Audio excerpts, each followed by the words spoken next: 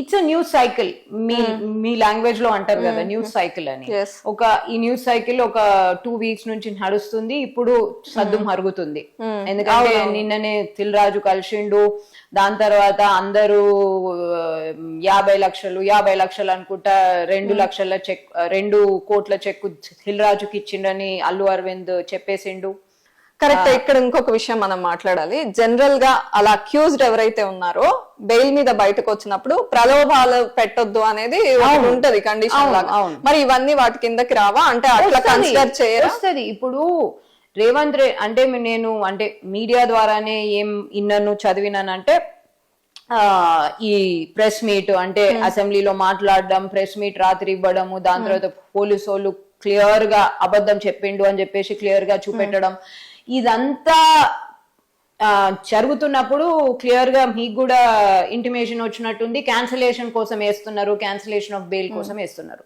Clearly దాంట్లో ఇది దాని కిందకే ఇది చేస్తారు. ఎందుకంటే సరే ప్రెస్ తోని మాట్లాడొద్దు అని ఒక కండిషన్ లేకుండొచ్చు, కానీ ఎప్పుడైనా మీరు బెయిల్ మీద బయటకు వస్తే మీరు ప్రతి 2 వారాలకో లేకపోతే నెల రోజులకో వెళ్ళి సంతకం పెట్టాలి. అదంతా అవి బేసిక్ కండిషన్స్. దాంతో పాటు మీరు బెయిల్ మీద బయటకు వస్తే విట్నెసెస్ ని ప్రలోభ పెట్టొద్దు, వాళ్ళను బెదిరియొద్దు, ఎవిడెన్సెస్ ని ట్యాంపర్ చేయొద్దు అని అది క్లియర్ గా ఉంటది. It is like standard form అన్నమాట. అన్నిట్లో చిన్న క్రైమ్ నుంచి పెద్ద క్రైమ్, చిన్న మనిషి నుంచి పెద్ద సెలబ్రిటీ అందరికి అదే వర్తిస్తుంది. సో అది ఉంటది.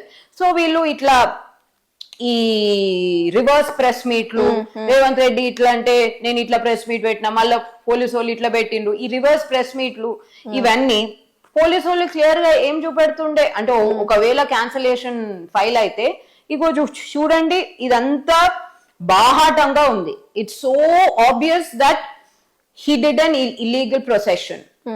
There was an illegal event being held. No permission was granted. వీళ్ళు పర్మిషన్ ఇచ్చారో లేరో ఫాలో అప్ కూడా చెయ్యలేదు. ఇంతమంది ఈ దుమ్మికి కారణమే వీళ్ళు అని చెప్పేసి, అండ్ ఇతను బయటకు వచ్చి అబద్ధాలు చెప్పుడే గాక, అంటే నేను అంటున్నా అంటే if I was a lawyer, if I was a prosecutor, నేను ఏం చేస్తుంటేనో క్యాన్సలేషన్ కోసం ఇట్లా అప్లై చేస్తే బయటకు వచ్చి వాళ్ళను హెదిరిస్తున్నాడు, లేకపోతే ప్రలోభాలకు గురి చేస్తున్నాడు. ఇప్పుడు కేసు పెండింగ్ ఉన్నప్పుడు డబ్బులు అనేది కూడా ప్రలోభమే కదా, అది కూడా అవుట్ రైట్ గా. సో చాలా రీజన్స్ ఉన్నాయండి. ఒకవేళ క్యాన్సిల్ చేయాలనుకొని వీళ్ళు పట్టుపడితే, స్టేట్ గవర్నమెంట్ పట్టుపడితే, then it would be problematic. అంటే ఇక్కడ స్వయంగా రేవతి భర్త ఎవరైతే నష్టపోయారో వాళ్ళు బయటకు వచ్చి ప్రెస్ తో చెప్పింది మీరు వినే ఉంటారు, నేను వాపస్ తీసుకుంటాను ఈ కేసుని. అంటే అల్లు అర్జున్ కి ఇది అంత పరోక్షంగా సంబంధం ఉంది కానీ ఆయన డైరెక్ట్ గా ఇన్వాల్వ్ అయిన ఇది కాదు కదా అన్నట్టుగా ఆయన వాపస్ తీసుకుంటాను అని మాట్లాడుతున్నారు. ఇన్ కేస్ ఆయనంతటా ఆయన వాపస్ తీసుకుంటే ఎలా ఉంటాయి ప్రొసీడింగ్స్? నాకు ఆయన ఇష్టంతోని వాపస్ తీసుకుంటాను అన్నట్టయితే నేను as a lawyer and I'm practicing for 20 years now అనుకోను. ఇప్పుడు అంటే మనకు ఫైనాన్షియల్ గా కూడా వాళ్ళని సపోర్ట్ చేస్తుండ్రు అని చెప్పేసి కొన్ని చెక్కులు మారినాయి, ఇది అది అంటే on the whole at least compensation అన్నా ఇస్తున్నారు. కాబట్టి అతను వాపస్ తీసుకోవాలా అని అనుకుంటున్నాడు అంటే ప్రాబబ్లీ కాదు. రచన గారు ఇక్కడ ఇంకొక విషయం ఇప్పుడు బయటకు వచ్చి చెప్పారు. ఈ వార్త అరెస్ట్ అయిన రోజు కూడా వచ్చింది. ఎప్పుడైతే అల్లు అర్జున్ గారిని అరెస్ట్ చేస్తున్నారు, అరెస్ట్ చేసేసారు, పోలీసులు రావడం ఇదంతా అదైతే నేను అస్సలు నమ్మనండి. అప్పుడు కూడా రేవతి భర్త బయటకు వచ్చి నేను స్వచ్ఛందంగా వాపస్ న్యూస్ బయటకు వచ్చింది, అది ఆ న్యూస్ ని నేను నమ్మను అంటున్నాను కదా. ఆ రోజు న్యూస్ అయితే నేను నమ్మను. ఎవరు అట్లా అంటే ఆ ఫ్యామిలీ మొత్తము చిన్న భిన్నం అయిపోయిందండి. ఆ చిన్న భిన్నం అయిపోయిన తర్వాత రేవతి భర్తకు అల్లు అర్జున్ కి ఏం సంబంధం? ఎందుకు ఆయన అట్లా అంటే అట్లా ఎటువంటి పనిష్మెంట్ లేకుండా ఎందుకు ఫోన్ ఇస్తాడు రేవతి భర్త? So I don't trust that. అంటే అప్పుడు వాపస్ తీసుకున్నా అది he was put under lot of pressure, ఇక ఇంటిమిడేషన్ అదంతా ఏముండేనో అక్కడ. We don't know that. If in case ఆయన ఇష్టంతోనో లేకపోతే దేంతోనో ఆయన వాపస్ తీసుకుంటే ఏం జరుగుతుంది? వాపస్ తీసుకోవాలని, like I said madam, 105 PNS, 118 PNS, they are serious offences. దాన్ని పోలీసు వాళ్ళు జస్ట్ ఇట్లా నేను అదేంది ఇది సివిల్ డిస్ప్యూట్ లేకపోతే కాంపెన్సేషన్ పే చేసిండ్రు మేము క్లోజ్ చేసేస్తున్నాము అని జస్ట్ స్టేషన్ లోనే క్లోజ్ చేసుకోవడానికి ఉండదు. క్వాష్ పెటిషన్ ఫైల్ చేసిండు కాబట్టి దాంట్లోనే కాంప్రమైజ్ పెటిషన్ ఇద్దరు సంతకం పెట్టి ఇద్దరు కోర్టుకి ఇన్ పర్సన్ వచ్చి దాని తర్వాత కోర్టులోనన్నా హైకోర్టులోనన్నా లీగల్ సర్వీసెస్ అథారిటీ దగ్గరనన్నా కోర్టు హైకోర్టు డిస్క్రెషన్ అంటే సరే సెక్షన్స్ హెడ్ అయినా గానీ ఇది ఫస్ట్ ఒఫెన్స్ లాగా మేము చూసి అలవ్ చేస్తున్నాం అని అనుకుంటేనే దీన్ని కాంప్రమైజ్ చేయాలి. Right. If in case Revathi భర్త అక్కడికి వెళ్లకుండా ఒకవేళ కాంప్రమైజ్ అనే పిటిషన్ ఇవ్వకుండా ఉంటే క్వాష్ ఇక్కడ అంగీకరించకపోతే హైకోర్టులో డెఫినెట్ గా సుప్రీం కోర్టు అక్కడికి వెళ్తారు. అంటే ఇట్లాంటి కేసు ఒకటి జరిగింది షారుఖ్ ఖాన్ గారి విషయం. అవును అవును. మై నేమ్ ఈజ్ ఖాన్ ఆ సినిమాకి సంబంధించి ఇట్లాంటి ఇన్సిడెంట్ జరిగింది. అవును. సో అక్కడ అది క్లియర్ చేస్తారు, కొట్టేశారు. కాబట్టి ఈ కేసులో కూడా అట్లాంటిది ఒక రిఫరెన్స్ గా చూపించి ఏమన్నా వీళ్ళు ముందుకెళ్లే అవకాశం ఉంటుందా?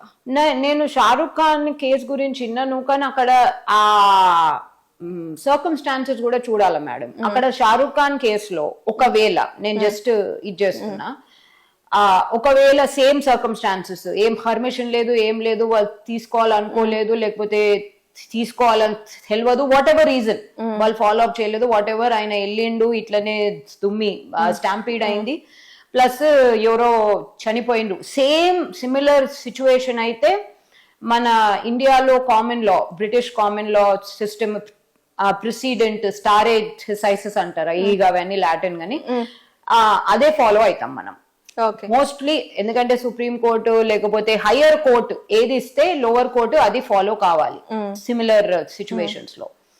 ఒకవేళ షారుఖ్ ఖాన్ కేసులో లేదు, వాళ్ళు పర్మిషన్ తీసుకున్నారు అన్ని తీసుకున్నారు కానీ ఎంత పెద్ద క్రౌడ్ ఉండేనంటే బందోబస్తు కూడా సరిపోలేదు, ఇది అన్ని ప్రికాషన్స్ తీసుకున్నాక కూడా ఈ సంఘటన జరిగింది, అందుకనే షారుఖ్ ఖాన్ ని ఇది చేసిన అయితే ఇక్కడ కష్టం అవుతుంది.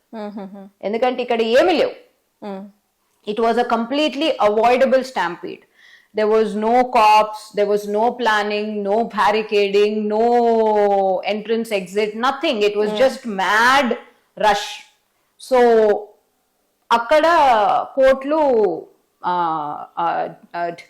డిఫరెన్షియేట్ అంటారు, అక్కడ కోర్టులు డిఫరెన్షియేట్ చేస్తారు. So I have to read Shahrukh Khan's decision to judge it. Right.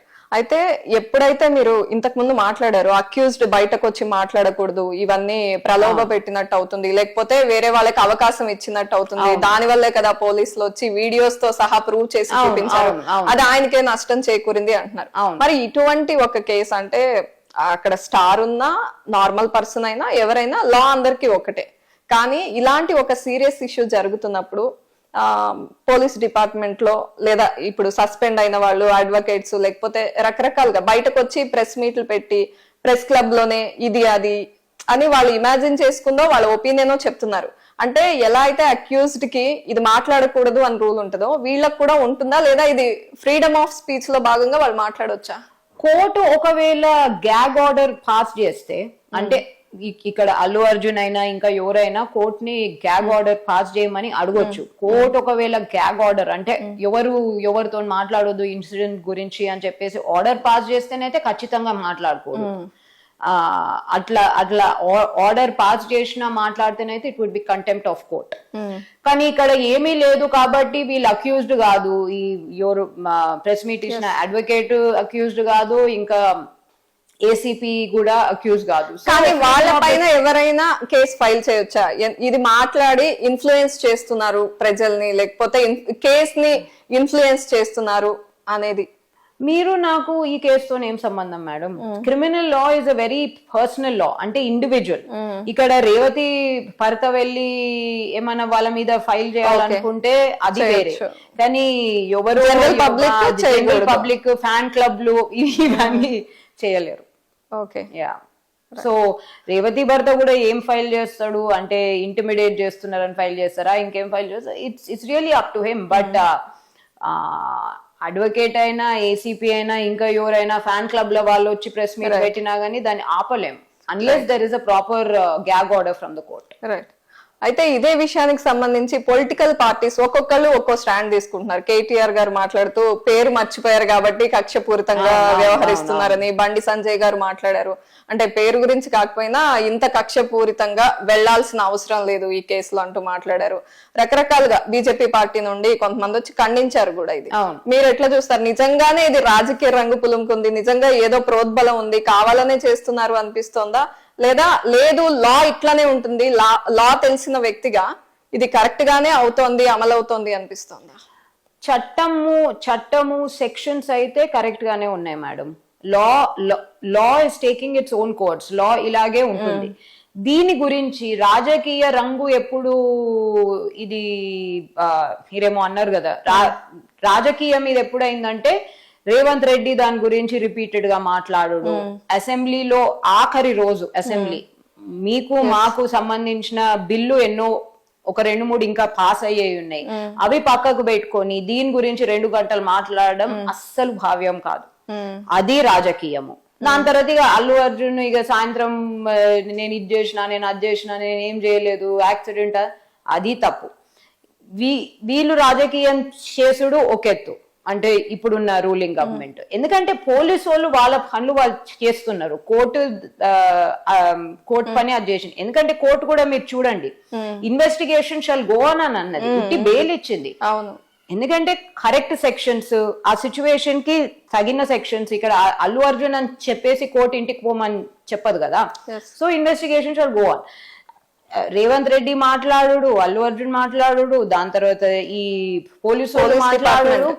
దాని తర్వాత ఎక్కడ ప్రజలకు కూడా ఒక రకమైన కోపం వచ్చిందంటే, మినిస్టర్లు సీతక్క వచ్చి ఆమె మినిస్ట్రీలోనే ఎన్నో కష్టాలు ఉన్నాయి, ఎన్నో ఇంపార్టెంట్ పనులు చేసే ఉన్నాయి, అవన్నీ వదిలేసి సీతక్క వచ్చి నేషనల్ అవార్డు వాపస్ తీసుకోవాలా, ఇంకో ఎమ్మెల్సీ వెళ్ళి దీంట్లో 3 వారాల నుంచి నడుస్తున్న సినిమాకు ఇప్పుడు అంటే central board of film certificate కూడా ఎప్పుడో ఇచ్చేసింది.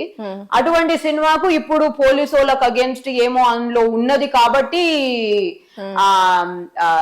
సినిమాని ఆపేసేయాలను, వాట్ ఎవర్, అంటే కంప్లైంట్ ఇచ్చిండు కదా, అది మొత్తము రాజకీయం మేడం. అది I mean it's not done.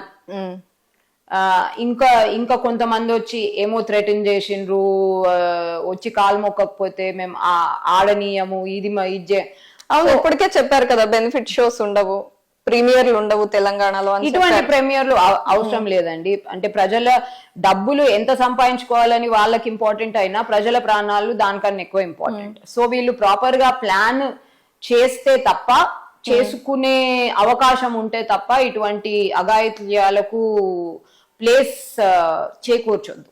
So only if they can control the crowds, they have a plan of action, should anything be done. Otherwise right ఎట్లైనా సంపాదించుకుంటారు మేడం వాళ్ళు. అయితే అల్లు అర్జున్ గారు అరెస్ట్ అయిన రోజు చాలా సో మచ్ ఆఫ్ డ్రామా. ఆ రోజు అరెస్ట్ అయిన తర్వాత బయటకు వస్తారా లేదా అని ఈవినింగ్ వరకు అక్కడ వెయిట్ చేయడం, అదంతా. బెయిల్ వచ్చింది కానీ అక్కడ రిమాండ్ కి పంపించడం కూడా జరిగింది. అంటే రకరకాల రీజన్స్ ఉన్నాయి. అది కూడా తప్పుపడుతూ చాలా మంది అది కావాలనే చేశారు, ఒక్క రోజైనా జైల్లో ఉంచాలి అనే ఉద్దేశంతోనే ఆయన లోపలికి పంపించారు, బెయిల్ వచ్చిన తర్వాత ఎందుకు లోపల ఉంచారని చాలా క్వశ్చన్స్ వచ్చాయి. అంటే మీరు ఏమంటారు దాని మీద? చాలా మందికి లీగల్ ప్రాసెస్ తెలియదు. అండ్ చాలా మంది బెయిల్ వచ్చేసిందంటే సినిమా లాగా ఇట్లా వెళ్ళిపోతారు, ఇట్లా అందరూ జేజేలు కొట్టుకుంటా ఉంటారు బయట అని అనుకుంటారు. రియాలిటీ ఇలా అలా ఉండదు. మేము బ్రిటిష్ మాన్యువల్ ఫాలో అవుతాము.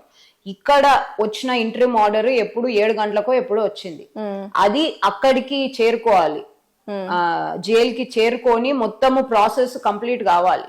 ఆ ప్రాసెస్ కంప్లీట్ అయిన తర్వాతనే ఎవరినైనా రిలీజ్ చేస్తారు. ఆ ప్రాసెస్ ఒక రాత్రిలా, if it was working day అంటే ఒక వర్కింగ్ డే లోగా అంటే ఇమీడియట్లీ అంటే ఒక 2-3 hours లో కంప్లీట్ చేసే అవకాశం ఉంటది. ఇక్కడ నుంచి ఆర్డర్ అక్కడ వెళ్ళే కల్లానే ఆల్మోస్ట్ బియాండ్ 10 అట్లా అయింది అని అన్నారు. So legal processes take time. మీరు ఎంతమంది హిటగెంట్లనైనా అడగండి, ఏండ్లు ఎందుకు పడతాయి, because it takes time.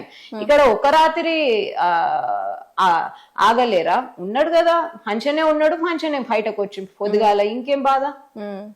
So I think it's much ado about nothing. అంటే దాని గురించి పెద్ద ఆలోచించాల్సిన అవసరం లేదు, అది లా ప్రకారమే జరిగింది. అబ్సల్యూట్లీ లా ప్రకారమే జరిగింది. దానికి నాకు తెలిసి మార్నింగ్ 6:37 కల్లా బయటకు వచ్చేసిండు. సో ఇంకేందండి దాని గురించి.